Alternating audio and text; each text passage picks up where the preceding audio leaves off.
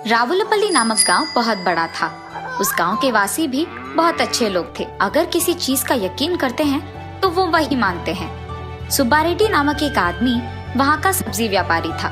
उस गांव में सभी उस पे यकीन करते थे। वो एक नेक इंसान था और हर रोज सुबह ताजी सब्जी लेकर बेचने आता था और उन्हें कम दाम पे ही बेचता था। इसीलिए उस गांव के सारे लोग सिर्फ सुब्बा रेड्डी के पास सब्जी खरीदने आते थे और उसका व्यापार बहुत अच्छा चलता था।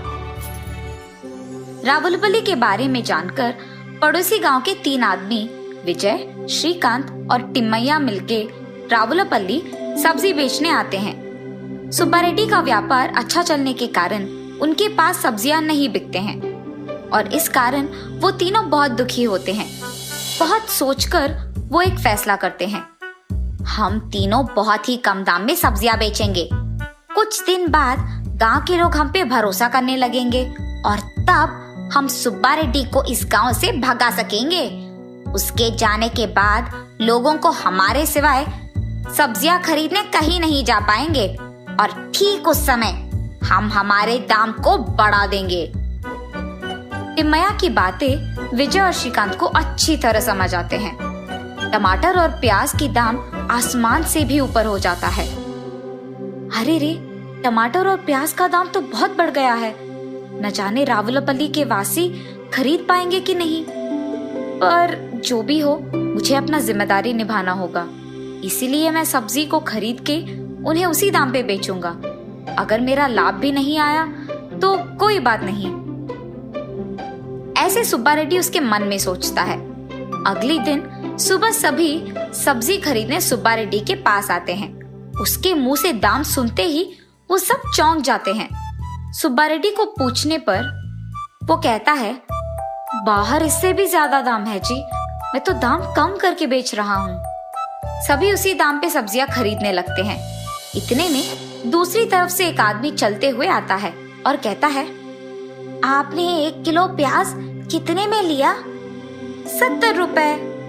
वहां तो 1 किलो 40 रुपए में दे रहे हैं। ये सुनते ही सारे गांव वाले सोचने लगते हैं कि सुब्बा रेड्डी लालची बन गया है और सभी उसके पास जाने के कारण ही उसने अचानक दाम बढ़ा दिया। इसीलिए वो मिलके फैसला करते हैं कि आगे से उसके पास सब्जी खरीदने कोई नहीं जाएगा। अरे ये क्या, बाजार में तो 1 किलो प्याज 70 रुपए है ना। ये लोग कम दाम पे क्यों बेच रहे होंगे? दाल में कुछ तो काला है और मैं इन सब्जियों को कैसे बेचूंगा? गांव वाले सारे मिलकर फैसला करते हैं कि सुब्बा रेड्डी को गांव में रहने नहीं देंगे। सुब्बा रेड्डी के समझ में आता है कि ये सब पड़ोसी गांव वालों का किया है, लेकिन उसे समझ नहीं आया तब कि ऐसे कम दाम पे बेचने पर उन्हें तो नुकसान पहुंचेगा, तो फिर वो क्यों ऐसे कर रहे हैं? तब उसे समझ में आता है कि उसे गांव से भगाने के लिए ही उन्होंने ये सब किया। श्रीकांत, विजय और टिम्मैया के फैसले के मुताबिक ही सब कुछ हुआ था, लेकिन सब्जियों को कम दाम पे बेचने के कारण उनके कर्ज बढ़ जाते हैं। तब वो सोचते हैं कि इस गांव में सब्जियों की रच तो हमारा है, हम दाम बढ़ा देंगे, और वो बहुत हिम्मत से दाम बढ़ा देते हैं। सुब्बा रेड्डी के चले जाने के कुछ ही दिन बाद रावुलपल्ली में सब्जियों का दाम सोने से भी बढ़ जाता है। सारे गांव वाले हैरान हो जाते हैं और उन तीनों से पूछते हैं। तब वो कहते हैं कि बाजार में तो यही दाम चल रहा है। अब गांव वालों को सब्जी खरीदने के लिए डर लग रहा था और उनके पास और कोई चारा भी तो नहीं था। तब गांव वालों को सुब्बा रेड्डी की याद आती है और सोचते हैं कि बेचारे को उसकी गलती के बिना ही हमने गांव छोड़ने बोल दिया। इतने में एक बूढ़ा आदमी सब्जी बेचने उस गांव में आता है और वो सब्जी बहुत कम दाम में बेचता है। बस सारे गांव वाले उसके पास खरीदने आ जाते हैं और उसके पास सब्जियां खत्म भी हो जाते हैं। उस बूढ़े आदमी को सभी रोज उस गांव आने के लिए कहते हैं। ये जानकर श्रीकांत, टिम्मैया और विजय को बहुत गुस्सा आ जाता है। तीनों मिलकर उस बूढ़े आदमी को चेतावनी देते हैं और कहते हैं कि अगर इस गांव में रहना है तो हमारे कहे दाम पे ही सब्जियों को बेचना है, वरना हम तुम्हें यहाँ नहीं आने देंगे। बूढ़ा आदमी अगले दिन आकर आराम से सब्जियों को उसी दाम पे बेचता है। तब सारे गांव वाले उस बूढ़े आदमी से कहते हैं कि तुम्हारे ही जैसा एक आदमी था सुब्बा रेड्डी, वो बहुत अच्छा था।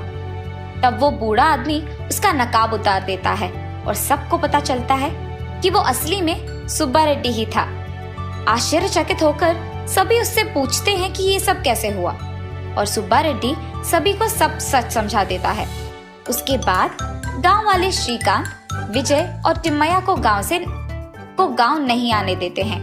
रावुलपल्ली की प्रजा को उनकी गलती का एहसास होता है और पहले जैसे बहुत खुशी से जीने लगते हैं।